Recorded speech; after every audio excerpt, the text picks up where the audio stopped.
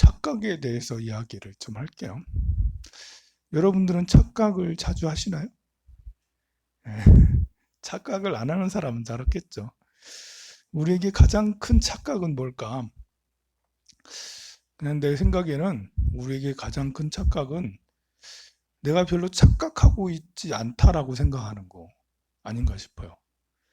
정말 많은 것을 착각을 하고 있는데 나는 별로 착각을 안 하는 것 같아. 뭐 이 정도면 됐지. 착각하는 게 별로 없는 것 같아. 이것이 가장 큰 착각이지 않나? 생각이 들어요. 착각의 범위는 굉장히 넓어요. 일단은 나는 제가 잘생겼다고 생각하거든요. 정말 착각하고 있죠?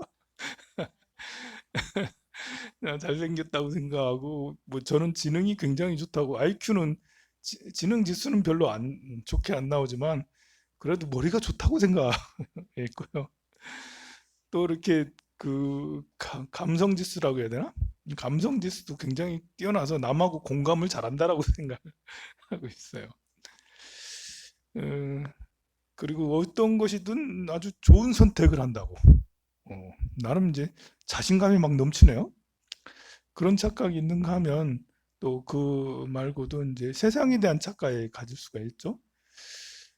저는 문재인 대통령이 지금 잘하고 있다고 생각하고 있거든요. 그러면 이제 어떤 사람은 나보고 착각하고 있네 라고 이제 잘못 생각하는 것 같아요. 아무래도 또 반대로 어떤 사람은 문재인 대통령이 잘못하고 있다라고 하는데, 그럼 당신이 착각하고 있는 것 같아요. 뭘 잘 모르는 거 아니에요? 라고 이렇게 이야기를 하겠죠. 착각은 사실 세상을 바라보는 시선이 이렇게 부처님의 말씀의 기준 삼지 않고 자기 나름대로 판단하는 이런 것들이 있어서 그런 것이 너무 많은데요. 예를 들면 뭐 이렇게 어, 이 A라는 여인이 있어요. A라는 여인이 20대 중후반이 되는, 이 정도 되는 여인이 있는데, 회사를 다니면서 이렇게 열심히 사회생활을 하고 있어요. 어느 날 남자가 이렇게 다가오는데요. 완전히 인싸야.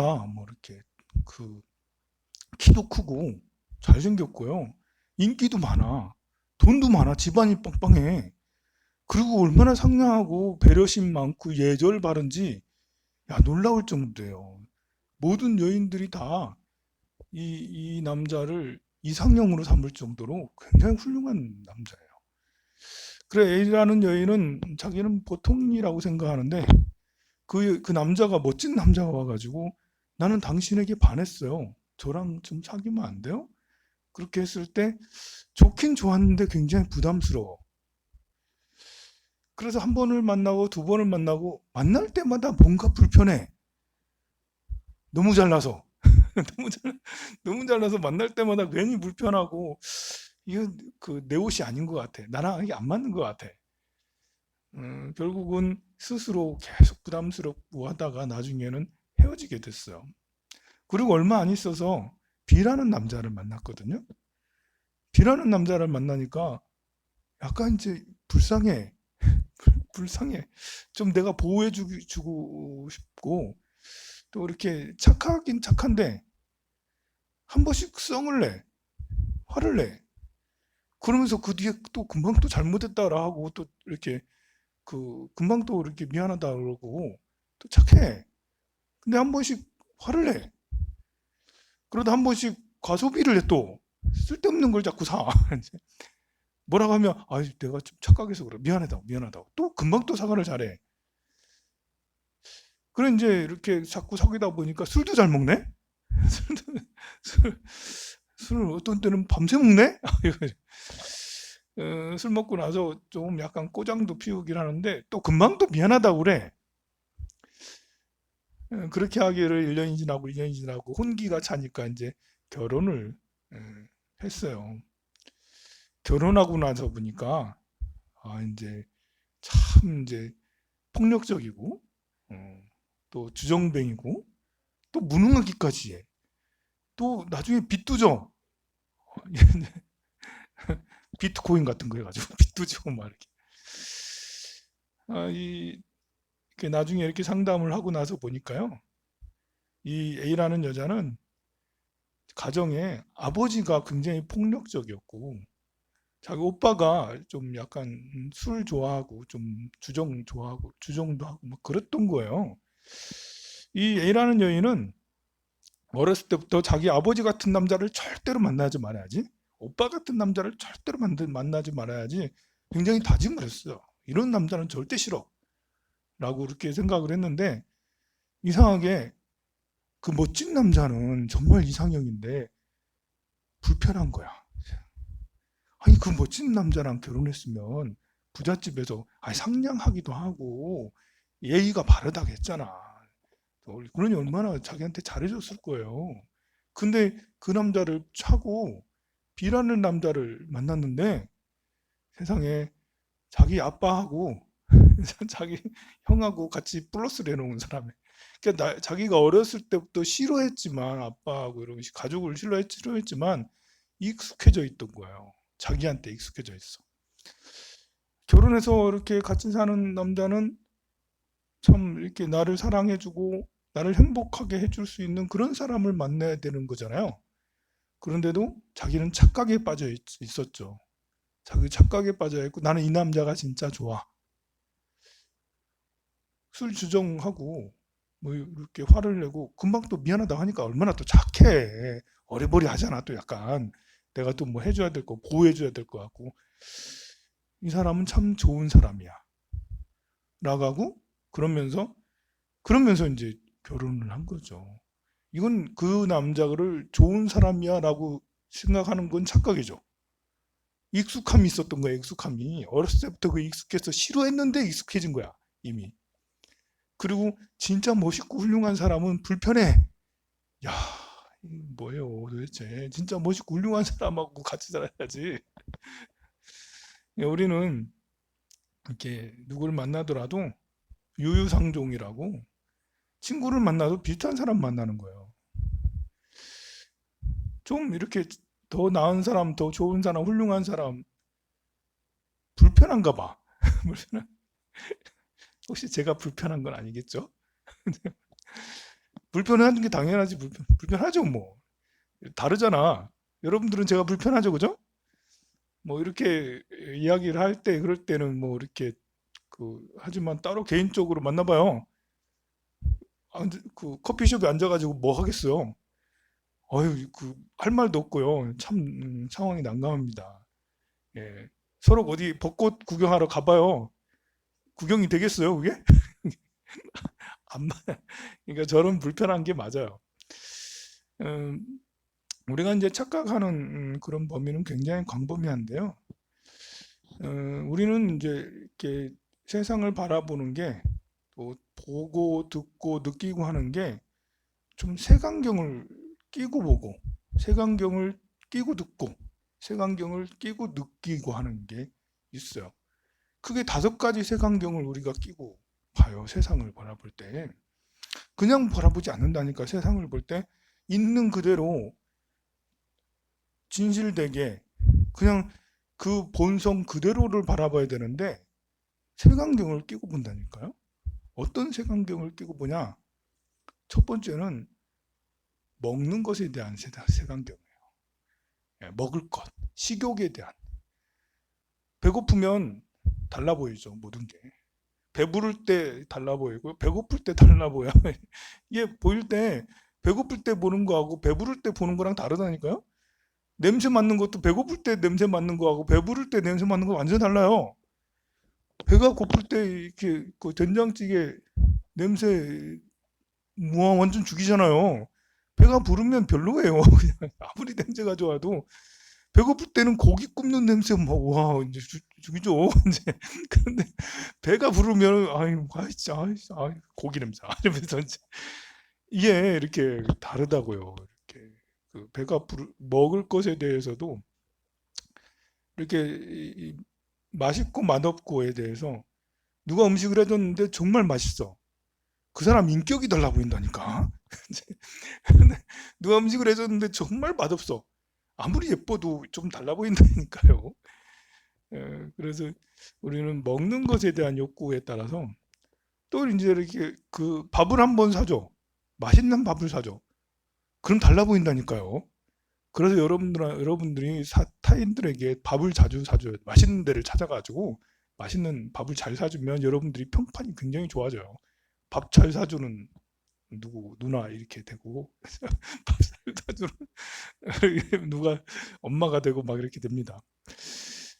그래 이제 이 식욕에 이렇게 먹는 것에 대한 것은 의외로 우리 느끼지 못할 정도로 광범위하게 펼쳐져 있는데요.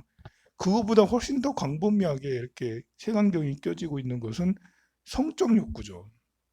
성적 욕구는 거의 모든 것에서 우리에게 드러나지 않게 우리를 색안경을 끼고 보고 듣게 하는 것들이죠. 성적 욕구는 꼭 남녀가 서로 이제 관계하는 이런 것만 있는 게 아니고요.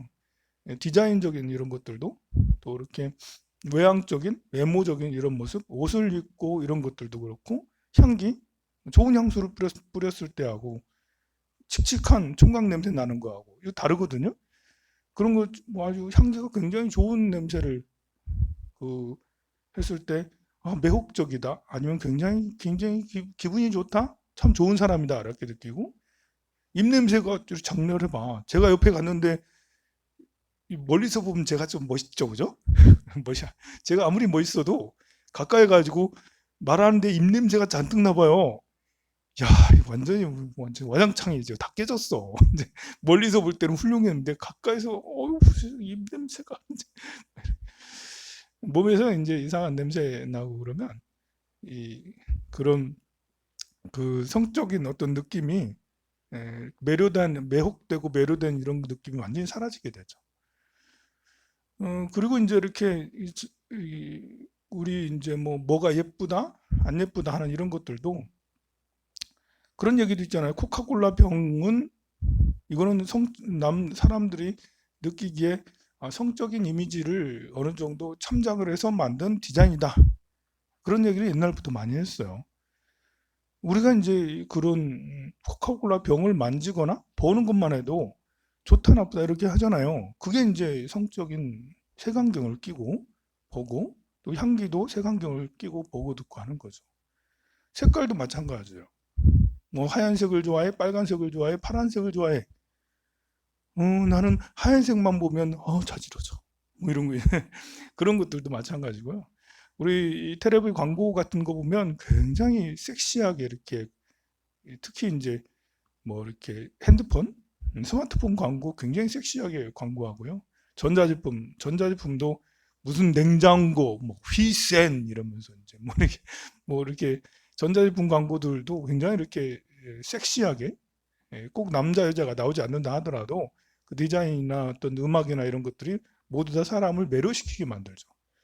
자, 그것도 우리가 이제 그것을 듣고 보고 느끼고 하는데 색안경을 끼고 듣고 보고 하고 있는 거예요. 그리고 세 번째 이렇게 색안경이 있는데요. 그거는 이제 명예에 대한 거예요. 명예. 인정받고자 하는 욕구. 그 옛날 선비들이 그런다고 그랬죠. 나를 나를 알아주는 사람을 위해서 죽겠다. 알아주는 사람이 있으면 나 죽음도 불사한다.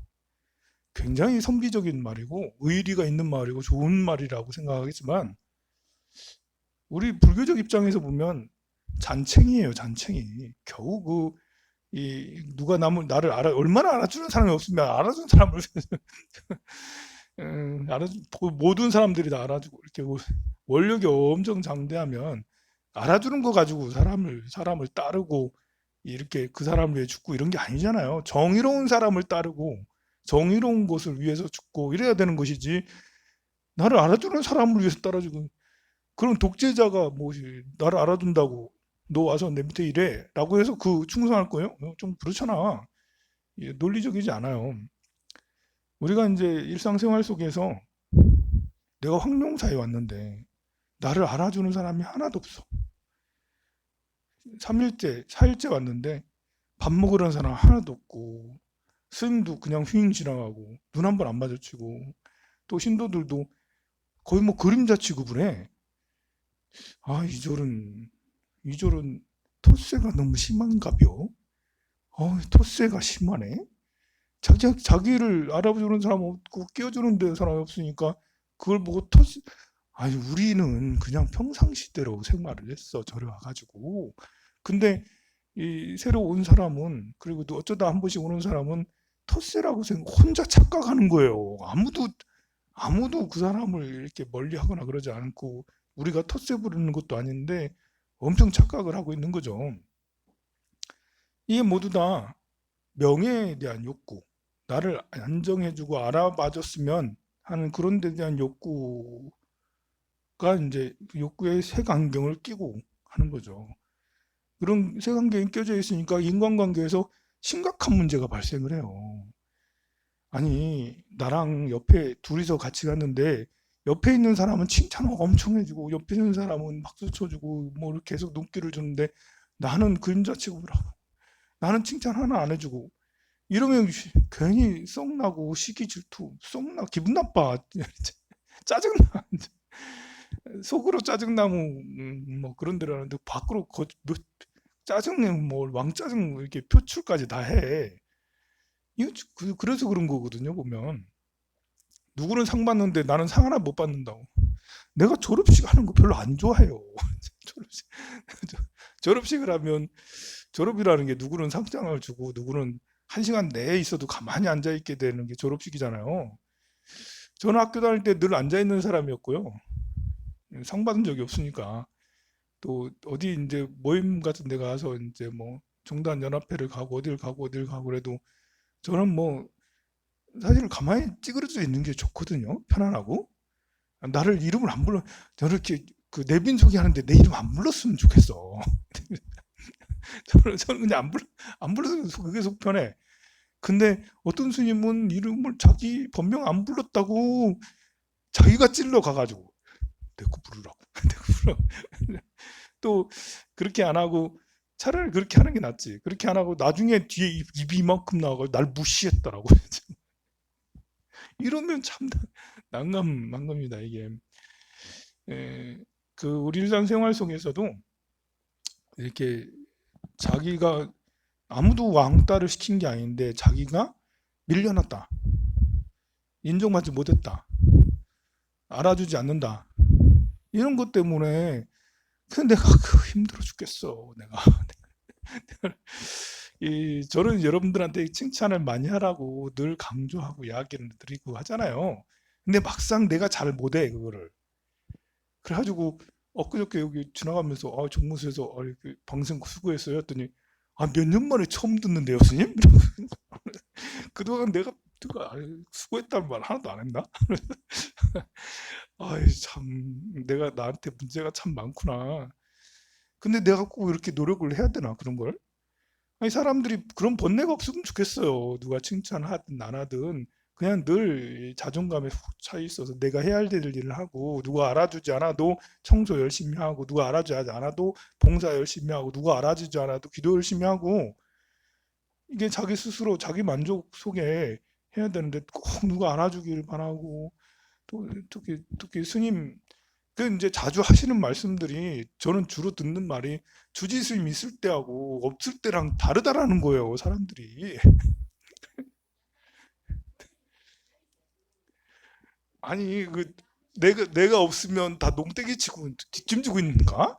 그 내가 있을 때랑 없을 때랑 다르대. 내가 있으면 안 하던 사람들 다 일한대. 안 하는 가만히 또 놀던 사람도 다 한대. 뭐. 정말 그런가? 그래 이제 우리 일상생활 속에서 그런 이제 이렇게 명예에 대한 나를 알아주는 것에 대한 이런 것에 바라지 말고 인정받고자 하는 그런 남에게 인정받는 게 아니라 스스로 자기를 인정해 주는 게 더 중요한 거니까요. 그런 번뇌에서 생기는 갈등이 사람과의 갈등이 너무나 커요. 우리 스님들 사이에서 이런 말이 있거든요. 톡을 들어갈 때 선방에서 수행을 하려고 들어갈 때 3명이 들어가면 절대 안 된다라고 그랬어요. 3명이 들어가면 절대 안 된다. 3명이 90일 동안 같이 이제 안거를 산속에서 딱 3명만 계속 살아. 돌아가면서 밥을 하면서 가서 살아요. 그럼 얼마나 좋아. 3명만 딱 이렇게 해가지고 90일 동안 잘 있을 것 같죠? 그런데 반드시 깨진다고 그래요. 세 명이 있으면 세 명 중에 한 명은 따당한다는 거예요.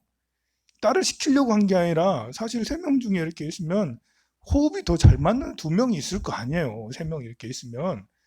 그게 이제 세 명 전부 다 이렇게 마음 수양을 잘해서 그런 걸 개의치 않고 알아주는 거 뭐 알아 이렇게 서로 호흡이 맞고 안 맞고 그런 개의치 않고 이렇게 수행에만 전념하면 좋겠지만 이게 스님들도 스님인지라 이제 사람인지라 석 달 동안 이렇게 있으면서 아침 먹고 나면 산책 혼자 가는 것보다 둘이 가게 되고 세 명 같이 갈 때도 있고 또 이렇게 세 명 같이 가다 보면 생각이 서로 잘 맞는 사람이 있고 전혀 안 맞는 사람이 있고 막 이래 되니까 결국은 좀 이상해진다라는 거죠. 수행하는 스님들도 그런데 참뭐 정말 두터운 업장이고 두터운 색안경인 것 같아요.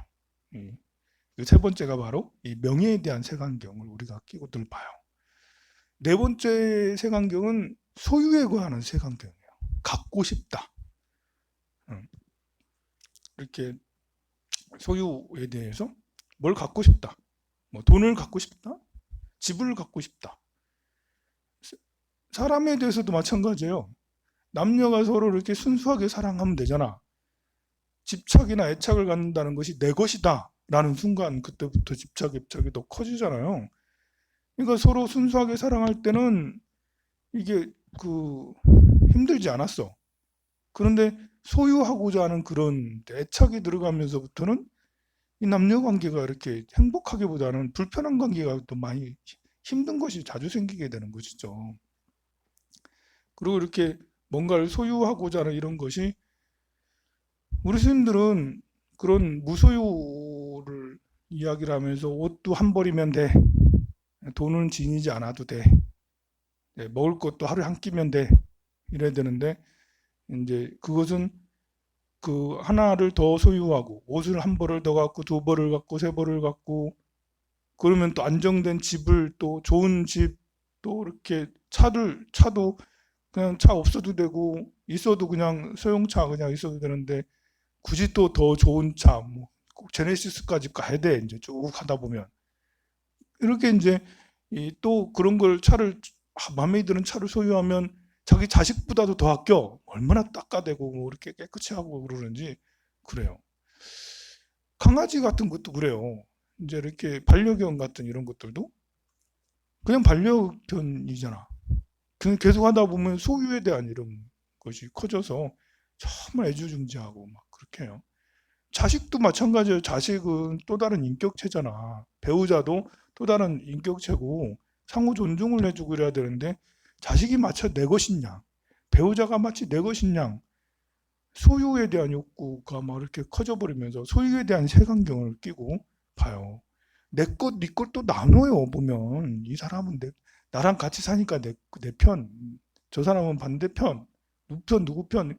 이 소유에 대한 욕구는 광범위하게 우리 일상생활에 쫙 펼쳐져 있어서요. 자기도 모르게 자기가 그런 착각을 하고 있는지, 아니, 아들이 내 뱃속에 나왔다고 내 거냐고, 이게. 아니라고요. 돈도 내가 돈 벌어가지고 100만 원 한 달에 벌었다. 이게 내 거냐고. 내 마음대로 다 쓴다고 해서 내 거라 할 수 있는 건 아니. 이 몸이라는 것도 마찬가지예요. 이 몸이 내가 기분 나쁘다고 힘들다고 내 목숨을 내가 스스로 끊어. 무슨 자격으로 내 목숨을 내가 끊냐고. 내 건 아니거든, 이 목숨이라는 게. 이 육신이라는 게 내 게 아니에요. 부모가 주셨고, 대자연이 주셨고, 친구가 나를 사랑해줬고, 가족들이 나를 아껴주는데 이게 어찌 내 몸이에요. 내 거예요. 내가 내 몸을 처단할 수 있는 권리는 아무도 없어요. 그런 것처럼 재물이라는 것도 내가 통장에 100만 원 있다고 해서 완전히 내 건 아니죠. 부모의 힘이 들어가 있는 거고, 가족의 힘이 들어가 있는 거고, 스님의 힘, 제가? 제가 어쨌든 기도해 줬잖아. 힘이 들어가 있는 거고 해서 통장에 쌓이는 거예요. 그게. 그러니 우리가 그런 재화를 쓸 때도 적절하게 훌륭하게 잘 써야 되는 거고요. 몸을 쓸 때도 병들지 않게 적절하게 잘 써야 되는 것이죠. 소유에 대한 욕구를 잘 조절하고 그것들에 대해서 우리는 반드시 알아야 되는 거죠. 우리가 그런 색안경을 끼고 있다. 마지막으로 다섯 번째는 이제 수면욕이라고 해서 편하고자 하는 욕구죠. 좀 더 편했으면. 휴식을 취했으면 이런 욕구인데요. 어쨌든 이런 5가지 욕구는 일상생활 속에 너무나도 광범위하게 펼쳐져 있어서 우리를 착각하게 만들어요. 마치 내 것이 네 것 나누는 것도 그렇고 저 사람에게 뿅 가는 것도 저 사람 너무 멋있어 해서 저 사람을 너무 사랑해 이런 것들도 마찬가지로 그렇고요. 돈을 버는 것도 마찬가지로 우리가 착각 속에 있으니까 돈을 벌고자 해도 버려지지가 않는 거예요. 아까 처음에 말한 것처럼 이성을 선택하는 데 있어서도 우리가 이 아버지나 집에 있는 뭐 형제랑 비슷한 남자를 선택하게 되는 것처럼 재물을 이제 재화를 모으는 것도 우리 이렇게 재화를 잘 모으는 사람도 있거든요. 부자가 되는 사람이 있어. 그럼 그 사람의 이렇게 생각하는 스타일 방향들이 그쪽으로 이렇게 돼 있고요. 우리는 이제 가난한 마인드가 생각하고 보고 듣고 느끼는 게 가난한 마인드를 가지고 있는 거예요. 그러니까 재화가 모이질 않아. 자꾸 마이너스가 되는 거예요. 그런데 부자는 부자 마인드가 있는 거거든요. 부자의 생활 패턴이 있는 거예요. 우리가 뭔가를 돈은 부자는 정말 되고 싶은데 뭔가 착각에 빠져 있으니까 부자가 잘 안 되는 거고요. 인싸가 되고 싶은데 정말 인기가 많고 싶은데 이게 인기가 이제 제대로 없는 것은 자기가 착각 속에 빠져 있으니까 그런 거고요. 그리고 정말 이제 뭐 이렇게 좋은 친구가 많았으면 좋겠는데 내 주변에 좋은 친구가 하나도 없네. 나 외로울 때 전화할 때 하나도 없네. 밥 먹자고 이렇게 전화할 때가 하나도 없네. 이런 것들이 역시 그렇게 살아도 상관이 없어요. 근데 그런 것이 아쉽다고 한다면 내가 그런 식으로 만든 스스로 좀 뭔가에 착각에 빠져 있었기 때문에 생기는 일이죠. 내일 그 예수제 입주한다고 왔구나. 과일. 네, 내일부터 우리는 이제 내일부터가 아니라 이제 내일부터 맞네. 내일부터 우리는 죽는 거예요. 이제 다 죽어. 이제 다 죽었어 그냥. 그래가지고 내일 죽어가지고 우리는 이제 처음 죄를 지내는 거예요. 본래 일주일 전에 죽었어야 하는데 어쨌든 내일 우리 요 위패 다 있잖아 여기. 요 이름 찾아봤어요? 여러분 이름들이 영단에 위에 있다니까 여기에 다 죽어가지고 그래 이제 우리가 살아있을 때 미리 이제 이렇게 예수제 그 49제를 지내는데요. 왜 그런 것을 하는지를 잘 생각을 해본다면 우리 이 5가지 안경을 완전히 벗어낼 수가 있어요. 모두가 이제 이렇게 나 자신에게 집중이 돼 있어서 생기는 것들이거든요. 아만으로 인해서 생기는 내가 이렇게 그 명예에 대한 안경, 식욕에 대한 안경, 성욕에 대한 안경, 소유욕에 대한 안경, 그리고 이제 수면욕에 대한 안경을 늘 끼고 있는데요. 내가 끼고 있다고 여기 있기 때문에 그래요. 그래서 자아를 이렇게 그 자아 죽여버리고 없애버리고 그러면 그때서 세상에 있는 그대로 바라볼 수가 있어요. 우리 49일 동안에 그런 진리를 찾아가는 그런 작업을 쭉 해서 예수제를 하면 좋겠어요. 사실 이번에 49일은 아니에요.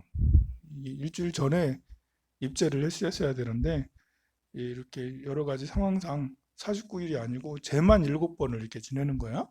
7번을 제를 지내니까 결국은 42일 동안의 기도이죠. 여러분들이 42일 동안에 과일을 지극정성으로 올리셔서 과일이 반짝반짝하도록 과일이 빛나네 이러면서